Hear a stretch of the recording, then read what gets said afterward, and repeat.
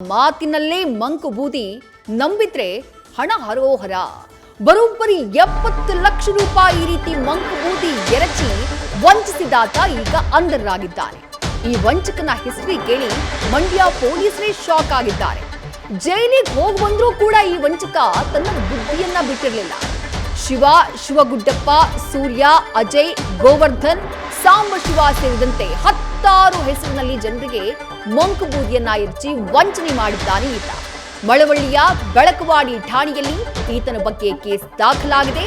70 ಲಕ್ಷ ವಂಚಿಸಿದವನನ್ನ ಸದ್ಯ ಪೊಲೀಸರು ಅರೆಸ್ಟ್ ಮಾಡಿದ್ದಾರೆ.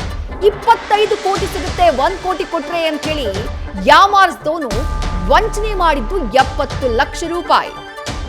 ಮತ್ತಷ್ಟು ಡೀಟೇಲ್ಸ್ ನಮ್ಮ ಪ್ರತಿನಿಧಿ ನಂದೀಶ್ ನೀಡ್ತಾ ಹೋಗ್ತಾರೆ. ನಂದೀಶ್, ಮಂಕು ಬೂದಿಯನ್ನ ಎರಚಿ ವಂಚನೆ ಮಾಡ್ತಾ ಇದ್ದವನನ್ನ, ಲಕ್ಷ ದೋಚ್ತಾ ಇದ್ದವನನ್ನ ಪೊಲೀಸರು ಅಂಧರ್ ಮಾಡಿದ್ದಾರೆ.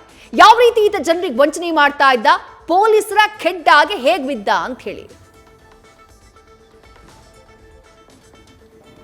ಖಂಡಿತ ವಿದೇಶ್ರೀ, ಆಂಧ್ರ ಮೂಲದ ಶಿವ ಅಲಿಯಾಸ್ ಶಿವಗುಡ್ಡಪ್ಪ, ಆತ ಹಲವಾರು ಹೆಸರುಗಳನ್ನ ಇಟ್ಕೊಂಡಿದ್ದ. ಆತನ ಕೆಲಸವೇ ಮಂಕು ಬೂದಿಯನ್ನು ಎರಚುವಂಥದ್ದು. ಅಂದರೆ ಮನಿ ಡಬ್ಲಿಂಗ್ ಅನ್ನ ಮಾಡ್ಕೊಡ್ತೀನಿ, 1 ಕೋಟಿ ಕೊಟ್ರೆ 25 ಕೋಟಿ ಹಣವನ್ನು ಮಾಡ್ಕೊಡ್ತೀನಿ, 50 ಲಕ್ಷ ಕೊಟ್ರೆ 2 ಕೋಟಿ 3 ಕೋಟಿ ಈ ರೀತಿ ಹಣವನ್ನು ಮಾಡ್ಕೊಡ್ತೀನಿ ಮೂಲಕ ನಂಬಿಸುವಂತ ಕೆಲಸವನ್ನ ಮಾಡಿದ್ದ. ಈ ಹಿಂದೆಯೂ ಕೂಡ ಹಲವಾರು ವಂಚನೆಯನ್ನು ಕೂಡ ಮಾಡಿದ್ದ, ಜೈಲಿಗೂ ಕೂಡ ಹೋಗಿದ್ದ. ಆದ್ರೆ ಮತ್ತೆ ಆತ ತನ್ನ ಚಾಳಿಯನ್ನ ಮುಂದುವರಿಸಿದ್ದ.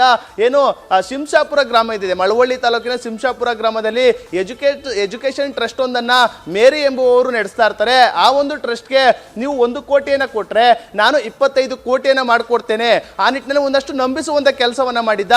ಅಂದ್ರೆ ಮ್ಯಾಜಿಕ್ ಅನ್ನ ಮಾಡುವಂಥದ್ದು, ಮತ್ತೆ ಸ್ಥಳದಲ್ಲಿ ಒಂದಷ್ಟು ವಿಡಿಯೋಗಳನ್ನ ತೋರಿಸುವಂಥದ್ದು. ನಾನು ಈ ರೀತಿ ಎಲ್ಲ ರೀತಿಯ ಹಣವನ್ನ ಮಾಡ್ಕೊಟ್ಟಿದ್ದೇನೆ, ನೀವು ಏನಾದ್ರೂ 1 ಕೋಟಿಯನ್ನ ಕೊಟ್ರೆ ನಿಮ್ಮ ಸಂಸ್ಥೆಗೆ, ಶಿಕ್ಷಣ ಸಂಸ್ಥೆಗೆ 25 ಕೋಟಿಯನ್ನ ಮಾಡ್ಕೊಡ್ತೇನೆ ಮೂಲಕ ಮಾತಿನಲ್ಲೇ ನಂಬಿಸಿದ.